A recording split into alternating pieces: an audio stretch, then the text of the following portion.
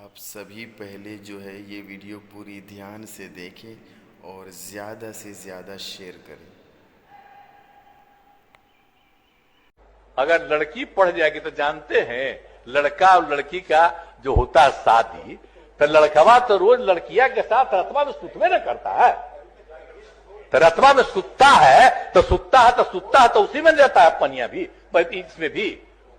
और उसी समय लड़की जो है कहती है कि ठीक है रात में करो, लेकिन अपना जो तुमको निकलने लगे तो बहरवा निकाल के बाहर फेंक दो।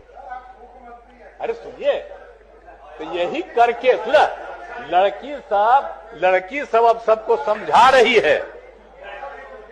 जरा जान लीजिए, लड़की सबको समझाती है कि अपने पति को ठीक है बैठिए ना। अरे हम सबको याद के लिए करा रहे हैं कि इसी